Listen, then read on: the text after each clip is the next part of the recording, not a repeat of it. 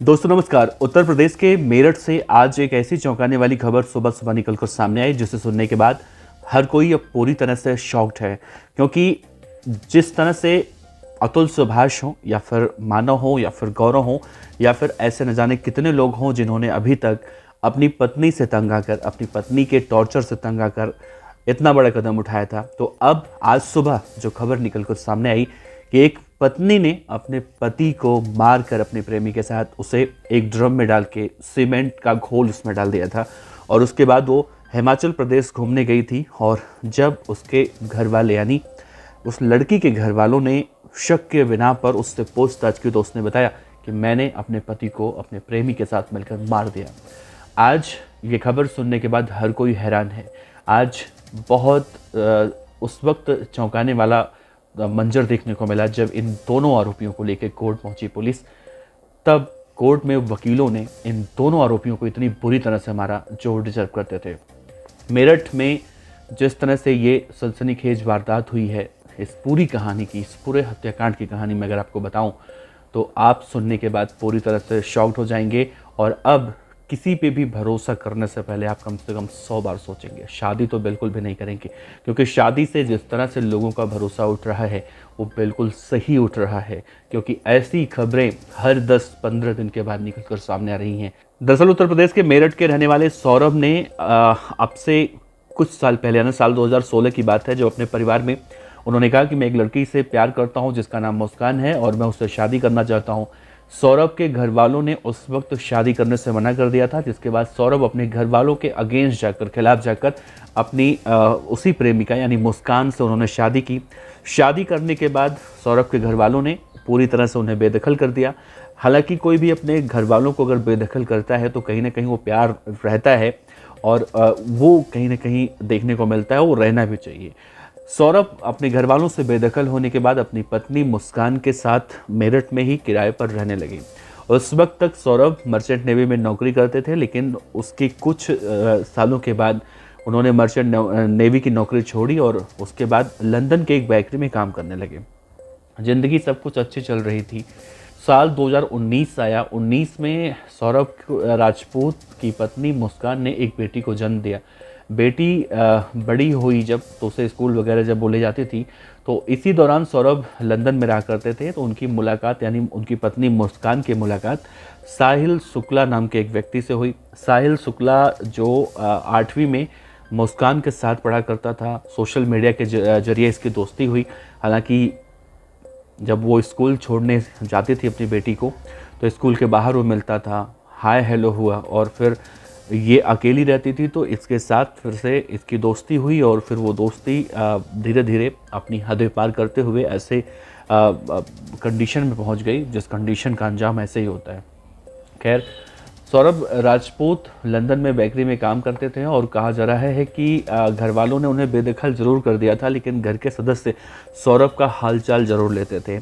लड़की के घर वालों ने भी पूरी तरह से ठीक वैसे ही किया था। शादी से वो भी नाराज़ थे, लेकिन लड़की के घर वाले यानी सौरभ के सास और ससुर धीरे धीरे उसे उन्होंने अपना लिया था और वो अपनी बेटी से ज़्यादा अपने दामाद को मानते थे। अब कहानी की शुरुआत ये हुई दोस्तों कि सौरभ राजपूत लंदन से आते हैं और लंदन से आने के बाद अपनी बेटी को वो कुछ दिन, 1-2 दिन बाद छोड़ देते हैं अपने ससुराल में और कहते हैं कि मैं 1-2 दिन में ले जाऊंगा बेटी को। उसके बाद 4 मार्च 2025 यानी इसी महीने की बात है, सौरभ राजपूत अपने कमरे में सो रहे थे। तभी उनकी पत्नी मुस्कान ने अपने प्रेमी साहिल शुक्ला को बुलाया और सीने में सबसे पहले उसकी पत्नी ने चाकू मारा और फिर इन दोनों ने हत्या करने के बाद पास में ही एक ड्रम पड़ा था, ड्रम में उनकी लाश डाल दी और ऊपर से सीमेंट का घोल डाल दिया। और अगले ही दिन वो लोग हिमाचल प्रदेश के लिए निकल गए और अपने सभी सगे संबंधियों को उन्होंने इन्फॉर्म कर दिया कि हम दोनों घूमने जा रहे हैं, बहुत दिन के बाद मेरे पति आए हैं तो घूमने जा रहे हैं। घर वालों को भी लगा कि चलो 2 साल बाद लंदन से सौरभ आया है तो घूमने जाना ठीक है और घूमना चाहिए, बेटी को उन्होंने अपने पास रखा हुआ था। 1-2 दिन गुजरा, 3 दिन गुजरा, घर वाले संपर्क करने की कोशिश कर रहे थे सौरभ से कि आखिर सौरभ बात क्यों नहीं कर रहा है। इस दौरान देखने को मिला कि सौरभ ऐसे फ़ोन पर किसी से बात नहीं कर रहा था, लेकिन मैसेज का रिप्लाई कर रहा था। कोई सौरभ से पूछता था तो बताता था मैं पार्टी में हूँ, ये हूँ, वो हूँ, अभी बाद में कॉल करता हूँ। दरअसल सौरभ राजपूत की पत्नी और उसका प्रेमी, इन दोनों ने सौरभ के फ़ोन को लेकर खुद से वो रिप्लाई करते थे, ताकि लोगों को ये लगे कि सौरभ अभी ज़िंदा हैं और ठीक हैं और उन दोनों के साथ में हैं। लेकिन लड़की की माँ मुस्कान, अमूमन देखा जाता है कि जब ऐसा कुछ केस होता है तो घर वाले, ख़ासतौर से लड़की के घर वाले, लड़की का समर्थन करते हैं, लड़की का पक्ष लेते हैं, लेकिन इस केस में ऐसा नहीं हुआ। लड़की की माँ ने शक के बिना पे पूछा कि आखिर सौरभ कहाँ है, मुझसे उसकी बात क्यों नहीं हो रही है, जब फ़ोन करो तो वो बात नहीं कर रहा है। तो मुस्कान ने कहा कि मुझे नहीं पता क्यों नहीं बात कर रहे हो, नीचे डिस्को में है, यहाँ है, वहाँ है, और बात को घुमाया गया। लेकिन एक हद तक जब बात बहुत ज़्यादा आगे बढ़ गई तो फिर सौरभ की सास ने एक बार फिर से फ़ोन किया वीडियो कॉल पे। तो उनकी बेटी मुस्कान वीडियो कॉल पे रोने लगी, बोली मेरे साथ बहुत बुरा हो रहा है, बहुत कुछ, मैं परेशान हूँ।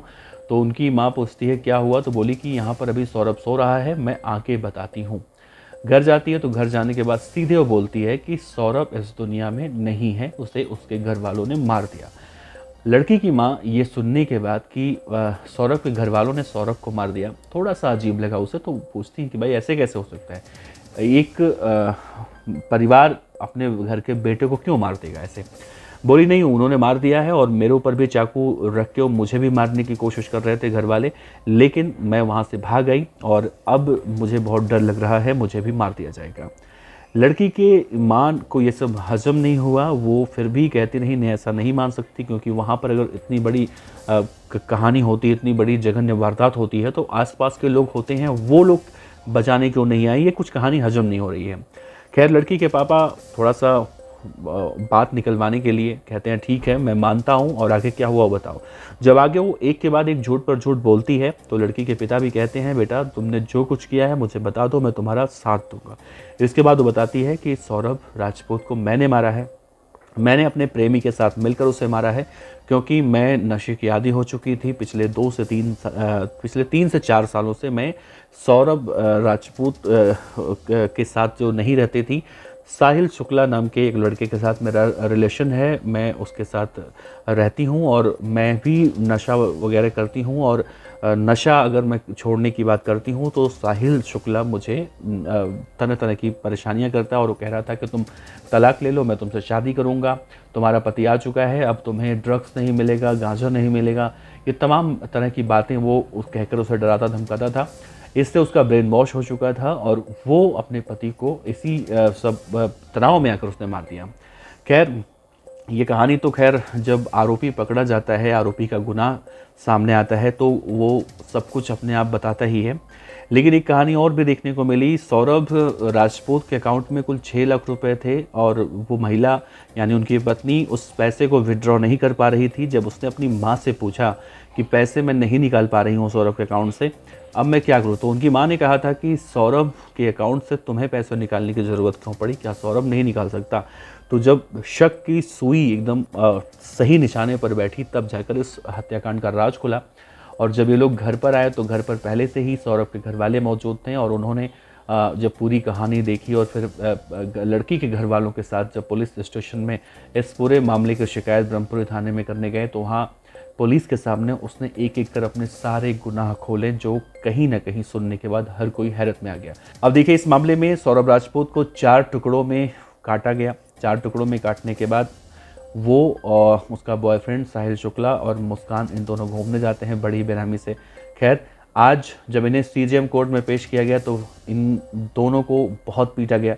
साहिल शुक्ला जो आरोपी है, प्रेमी है, इसके वकीलों ने कपड़े तक फाड़ दिए। पुलिस बहुत मुश्किल से इन दोनों को बचाने की कोशिश की और बचाकर इन्हें कोर्ट रूम में लेकर गई और जज के सामने पेश किया गया इनको। और इससे पहले देखा गया कि पुलिस ने मुस्कान और साहिल को मीडिया के सामने भी पेश किया था। मुस्कान की मांग में उस वक्त सिंदूर देखा गया। वो दोनों अब नज़रें झुकाकर खड़े थे।